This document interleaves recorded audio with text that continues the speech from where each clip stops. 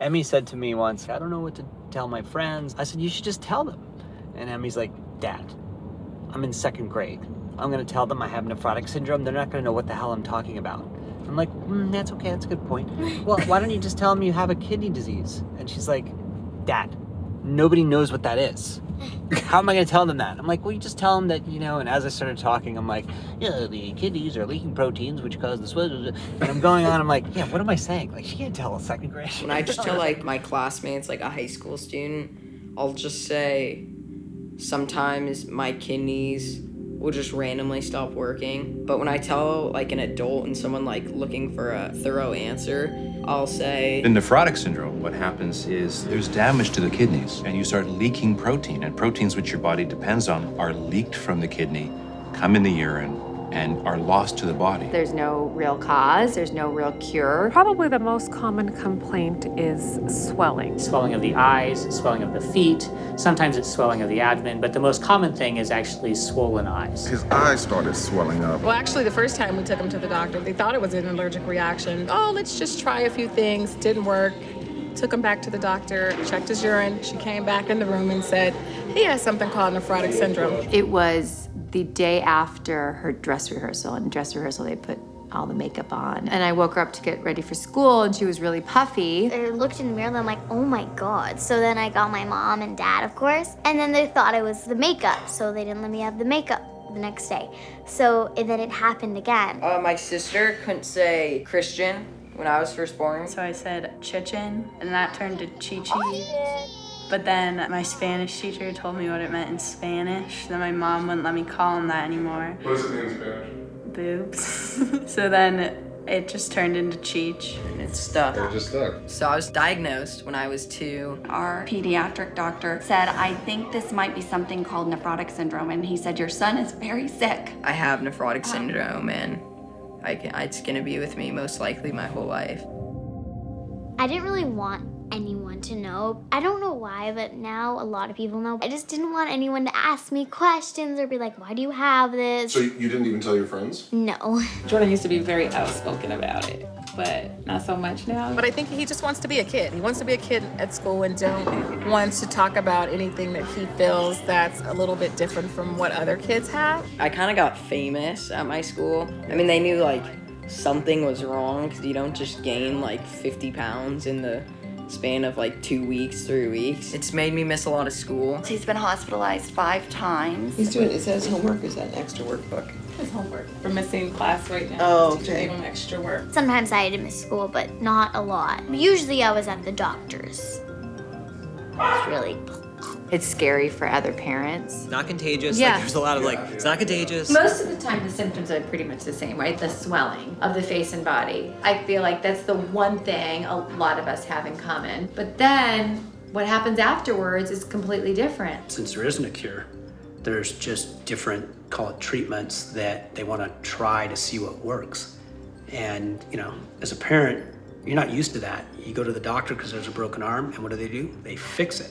In a chronic disease, there isn't a fix. There's just things that you hope will work to keep the kidneys functioning and hopefully put you into remission for some, length of time. With prednisone, which is our most useful drug, we suppress the immune system and allow it to reboot, hopefully with the nephrotic syndrome going away. Prednisone really does a great job in helping control the nephrotic syndrome, but it's not without its side effects. Emotionally, it took him on a little bit of a roller coaster. He would go from 0 to 10 and throw the computer, really go into a rage. Are you having a tantrum, or are these the drugs that are affecting you? Yeah, I got really crazy, interrupting the teacher. She'd wake up at 5 in the morning and she'd come in and be standing over us like a creepy possessed child. I'm bored. And I just make books in the morning and just write them. So when I'm on prednisone, I'll get super hungry. His eating habits changed. He stayed hungry. I finally had to put up a food schedule. She would sit sometimes by the clock and the food schedule,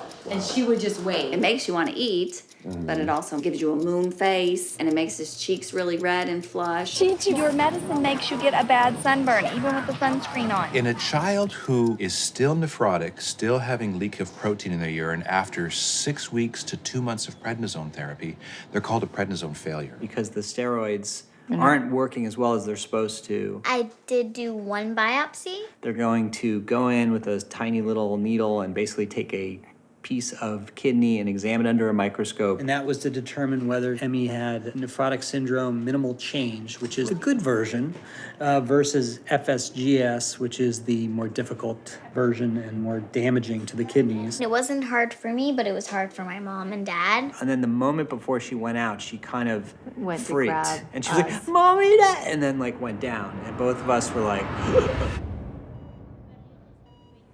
She kind of woke up and she looked around, just all disoriented, and then she's like, "Can I have Cheetos?"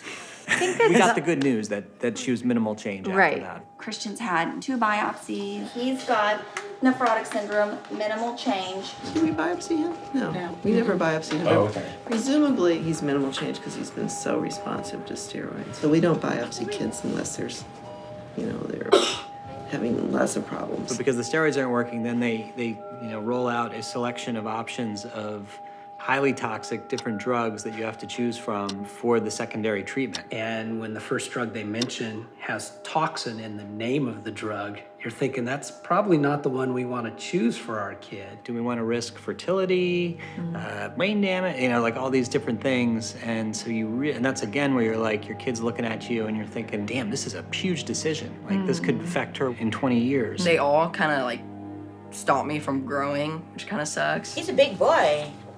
52.9 inches. The reason we look at this, Jordan, is because we want to make sure that your medications aren't interfering with your growth. We were told when this all started that to expect 1 to 2 to 3 relapses a year. She's been in remission, and we've been lucky. There hasn't really been a relapse scare. He typically would have like 3 to maybe 4 relapses per year. Christian's had over 40 relapses. When I relapse, I'm retaining water. I get thirsty, but I'm not allowed to drink. I wore like 3 shirts because nothing fit me. We had a dress-up day where we have to like wear a suit and stuff, so I just didn't go to school that day. When you have a relapse, what is that like?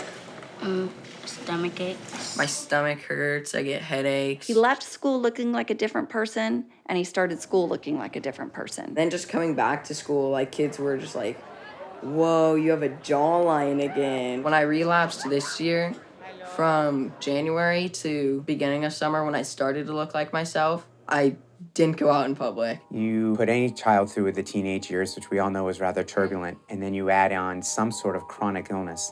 And you're gonna have times when the child or the teenager is gonna push back. We were having a constant struggle with him saying, no, I'm not gonna do that. I'm not going for a blood draw. I'm done with that. Forget all this. And I started just letting him say no. And then I would say, okay, I'll be in the van. Be in the car at 7. And sure enough, he'd start creeping out. And that was amazing. Just giving him the power to speak his mind and say, no, I don't really want to do this. But knowing back in his head that he knew he had to. When you add on any sort of a chronic illness to a family, it's like having another child. We're obviously giving Emmy a lot of attention, and so I was also very aware of like, oh, how are we screwing up Selma? On one hand, siblings are very compassionate. On the other hand, they're jealous. He's a good big brother. He's there. He's always there by him, right by his side. When he's in the hospital, he's right there. Staying healthy and moving around and being active is really important. What sports do you like, sweetie? Baseball. Jordan is definitely a bookworm, so I push him a little more to just come out and try to show him the importance of what working out can do for your body. I like when you work out. So you get all this energy. I play rugby. I ran cross country. I was gonna play football, then I got sick. Football is a passion of his. Best he could do right now is to get to be the football manager for Bellarmine. I love to surf. I love acting. I love dance. When he was little, after every blood draw, he would get a sticker. All these stickers are from Every blood draw he's had, and he's had more. When you're 13, you're not getting stickers. So this is like a diary, or? Pretty much. It was one of the best suggestions that they gave us was get a big notebook because you're going to need lots of room to write. It's so wonderful when families keep good records. It's easier for us to find things in there than to go like, let me look through the computer. They're dealing with, hundreds of patients. These were every blood test and urine test she's ever taken. When you go get second opinions and everything, it's so inefficient. I remember seeing one doctor and he said, "Thank you for giving me the Dropbox and for that report from your hospital because I'm not even allowed to ask you for it." If you're not proactive about giving them the information, they'll just kind of start fresh and just do what they always do. Sometimes he'll write in the book himself whether he got a negative.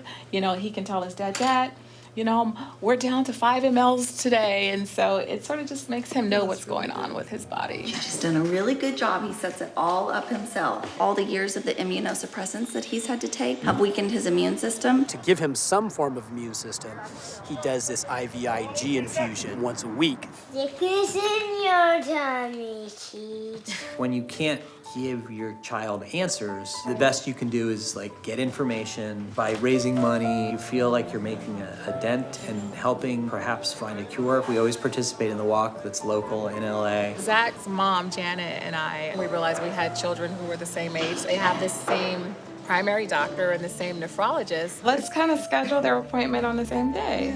That would be fun. He said he wanted to be my pen pal. And they met for the first time at our LA walk last year. And they've been inseparable ever since. My school was really like supportive because I missed a lot of school. I had to go to the hospital for my infusion. Then a couple of my friends texted me a picture. There was a banner hanging on the balcony at my school that had my name on it with like a bunch of hearts. So I was like, well, why is there a banner with my name on it? They were just praying for him or thinking about him or just, it was great. And there's one great thing about being a kid is that you're young, and it's great to be young. The body can rebound from so many things that adults can't handle. If you can hang with it, he or she can live a long life, a healthy life, can do the things that all kids should be able to do and can do, and you can still enjoy life despite having to deal with this sort of chronic illness.